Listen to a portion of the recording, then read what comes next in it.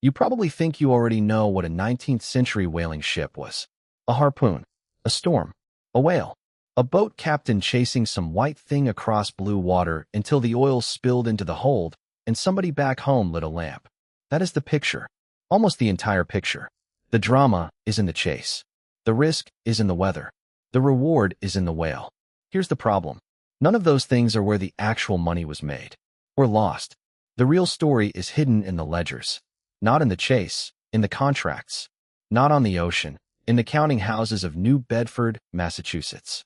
The story of a 19th-century whaling voyage is the story of how a small group of New England merchants turned a 3 to 4 year gamble into what was, briefly, the most concentrated source of private wealth in North America, and how they ran out of bets long before they ran out of whales.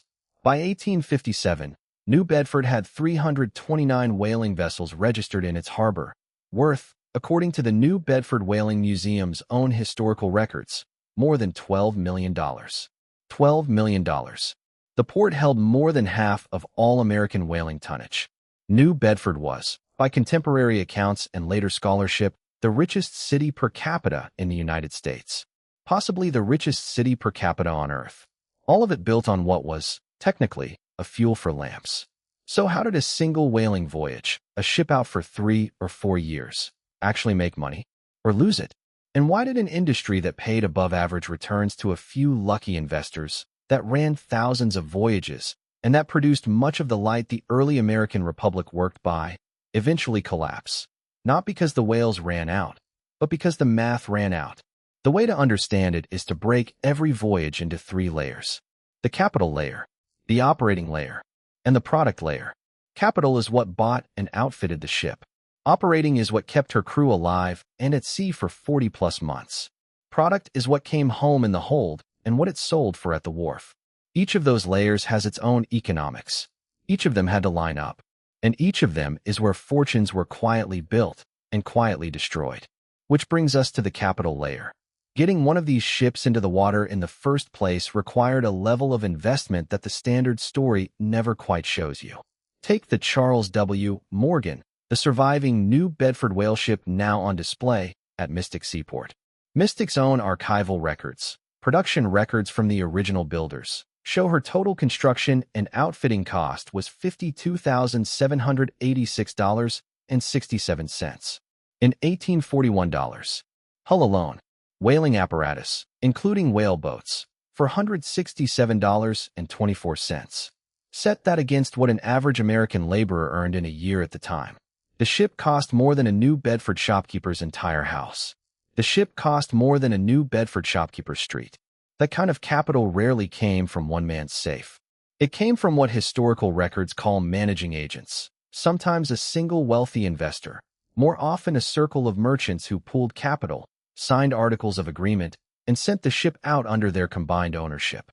Customs House papers preserved at the New Bedford Whaling Museum show this was a coalition business, not a corporate one. No shares on an exchange. No audited quarterly earnings. Just signatures in a counting house book.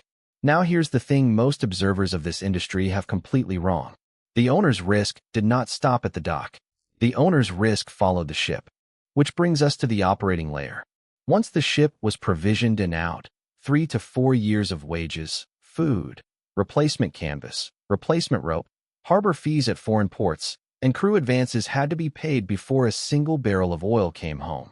Provisions and lodging for a typical voyage cost roughly $1,000 alone in late 19th-century figures cited by the National Park Service. And that is just the food. Scurvy, dysentery, accident. All of it meant constant crew replacement. Some voyages lost 10, 15, even 20% of the men who left the dock. Logbook entries from the Whaling Museum's collection document single voyages where 13 crew members perished before the ship came home. And here is where the lay system enters the picture, and where most of the surprise in this entire industry lives. The whaling crew was not paid in wages. Repeat that. Was not paid in wages. Harvard economist Elmo P. Homan documented this in a 1926 study that still anchors the field. Captains, mates, harpooners, steerers, boat steerers, cooks, ordinary seamen. Every soul aboard signed on for what was called a lay, a a fraction, written into the ship's articles before departure, of the net proceeds of the voyage. A first mate might sign on for a 1/16th lay. The captain might sign on for a 1/8 or 1/10 lay. Common seamen might sign on for 1/100, 1/150, or 1/200th lay. Those are not typos. 1/200th of the gross oil value of a 4-year voyage. The captain was effectively the largest equity holder after the merchant owners themselves, but only if the ship came home with oil in the hold. Only then. There's an unsettling implication. The outfitting capital sat in New Bedford, in the counting house, in the bank. The human capital sat in a wooden hull somewhere in the Pacific. Neither could move. Neither could be reallocated if the season turned bad. 3 to 4 years. Every dollar spent, every man lost, was a sunk cost with zero resale value. The economics of this were closer to a 19th-century wildcat oil well than to anything resembling a typical American business of the era. A 1990 study by economists Lynn Elise Davis and Robert Hussey, published through the National Bureau of Economic Research, examined 36,640 labor contracts and 1,258 New Bedford voyages. Their finding: laying was, in effect, a profit-sharing contract that pushed most of the operational risk onto men who had no assets and almost no negotiating power, while letting the merchant owner pay almost nothing out of pocket until the ship came home. The system kept operating costs low for the investor. It also kept wages effectively zero for years at a time for the worker. Both sides called it fair. So how did the actual operating costs behave? Davis's later work on price competition, also published through NBER, found that New Bedford operating expenses rose steadily through the 1840s and 1850s. Real wages climbed. Provisions climbed. The average voyage got longer. By 1851, the mean was 46 months at sea. 46 months of capital sitting on the water earning nothing. The longer the ship was gone, the more the bills at home stacked up against an empty hold. That's the structural trap. Which brings us to the product layer, and to the specific, named figures that show how a single voyage could either vindicate or wipe out 3 years of waiting. 3 primary cargoes came home in a whale ship's hold. Sperm oil. Common whale oil. Whalebone, also called baleen. In 1847, according to historical price indexes reproduced by maritime researchers, sperm oil sold at the New Bedford wharf for $1.0075 per gallon. Common whale oil, 36 cents per gallon. Whalebone, 31 cents per pound. Read those numbers twice. Sperm oil, roughly 3 times the price of common whale oil, because it burned cleaner, brighter, and almost odorless. The premium was justified. The premium was the entire reason captains disobeyed written orders and sailed into sperm whale territory at all. By 1858, retail price compilations show sperm oil had more than doubled to $1.21 per gallon, up from 63 cents just a decade earlier. Whalebone, by the late 1840s, could fetch $10,000 to $20,000 for a 100-pound lump of selected plates. Ambergris, the rare intestinal secretion sometimes found in sperm whales, sold at what contemporaneous accounts called exorbitant prices. A single lucky whale could carry a single voyage's entire profit. But here's what nobody told you. The price premium was an enormous temptation, and the temptation was a trap. Sperm whales were harder to find. Sperm whale grounds were farther. Sperm whale voyages lasted longer. Sperm whale voyages cost more. The higher price per gallon was paying for the higher cost per barrel at sea. The arithmetic was unforgiving. Davis's product markets analysis tracks it carefully. From the late 1840s onward, New Bedford merchants kept sending ships out for the high-priced sperm grounds even as the average real return on the marginal voyage was already collapsing. A 2023 economic study of 11,257 voyages on 1,982 ships found a mean return of 4.7% and a maximum of 237.1% on the best voyages. That gap between 4.7 and 237 is not a normal industry gap. It is the entire shape of this one. A handful of lucky voyages subsidized dozens of mediocre ones and absorbed the cost of the voyages that came home empty. So what was the actual mechanism, the hidden one, that determined whether a voyage made money? Conventional reading says the captain determined it. Skill, nerve, experience. Citable research, including economist Eric Hilt's work on whaling corporations and voyage outcomes, finds experience did matter. It reduced the probability of a complete loss, but only modestly. The biggest single determinant of profit was something much less romantic. It was the lay system itself. By any conventional analysis, a system in which the crew was paid only if the ship came home with product should have produced careful captains and careful crews. It didn't, uniformly. The lay structure created a perverse incentive in the opposite direction. Long lays on long voyages attracted men willing to gamble, men with no other options. Crew quality was low. Morale was unstable. Desertion rates at Pacific anchorages ran into double digits. Captain turnover was constant. The vessel that should have made money in good seasons often didn't, because the men at the oars had no stake in returning at all. The owner's counter-mechanism, the one structure that actually explained whether a merchant made money, was the short lay. A short lay meant a smaller share going to the crew and a larger share going home to New Bedford. The vessel with a short lay had a higher expected return even with a worse captain. The vessel with a long lay attracted a longer voyage and a worse crew. Hilt's research and the managing agent practices preserved in the New Bedford archives both point to the same conclusion. The lay was the operating profit margin dial, not the captain's competence. By any conventional analysis, an industry paying 4.7% average returns, employing thousands of men at sea for years at a time, should have attracted big capital. It didn't, not in the corporate form. All of the formal whaling corporations chartered in the 1830s, every single one, were short-lived.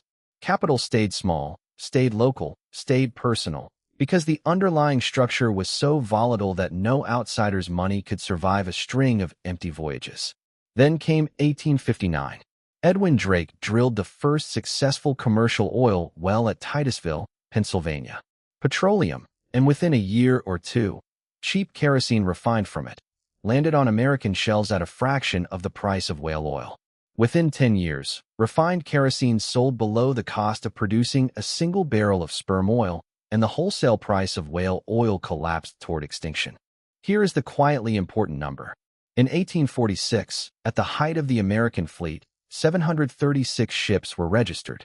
By 1860, just 14 years later, just 1 year after the Pennsylvania strike, the U.S. whaling fleet had fallen to 167 ships. From 736 to 167 in 14 years. New Bedford, Massachusetts, once the richest city per capita in North America, watched the value of its harbor fleet drop by more than 2/3 in a single decade. The whales were not gone. The whales were still out there. The math was gone. And the math, as it turned out, had been held together by something even more fragile than the whales. The math had been held together by an agreement among a small group of agents, a small group of captains, and an enormous group of low-paid men in wooden ships, every one of them holding a piece of paper called a lay. When the kerosene lamp replaced the whale oil lamp in the American home, the paper was worth less than the lamp had ever been. The men holding the paper kept sailing into the Pacific for years past the point at which it made sense, because they held the paper, and the paper was all they had. The human cost of this industry doesn't sit in the ledger either, but it sits in the same room. Death on a whale ship was routine. Mortality among mid-19th century whaling captains, according to contemporaneous records analyzed by maritime historians, ran around 1.3% annually. Compare that to land-based employment of the same era, rarely above 1/10 of that figure. Common seamen died at higher rates. And for the men who survived, the wages, when finally paid in cash, were often as little as a few $100s for 4 years of full-time labor. The lay's promise of a share had always been conditional. The condition was a full hold on the homecoming. This is the shape of the industry that built New Bedford's wealth. A merchant's signature in a counting house, a crew's signature on a slop chest, a captain's signature on the articles, 3 signatures, 3 to 4 years of capital sunk at sea, and a market that depended on a single product in a single application. Light. History doesn't repeat, but the underlying balance sheets do. An industry where the average return is barely above the safe rate, where the average voyage length is 4 years, where returns are dominated by a small number of lucky outcomes underwriting a large number of unprofitable ones, where most equity holders are not even corporate shareholders, but personal ones.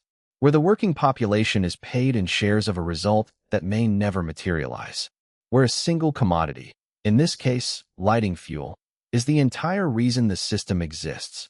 New Bedford, Massachusetts, the richest city per capita in the United States, possibly in the world. For years after the peak of its wealth, more than two-thirds of its fleet had been scrapped, sold, or abandoned. By 1876, sperm oil was selling for less, adjusted for inflation, than it had in 1846. The lamps were still burning. They were just burning on petroleum now. Quietly, that is what happens when an entire economy is balanced on a single commodity, priced into a single application, paid for in a single bet that takes years to resolve. There were no warnings the city didn't already know about. There were no whales left to save the math. There were only the signatures and the lamps and the long wait between the signature and the homecoming.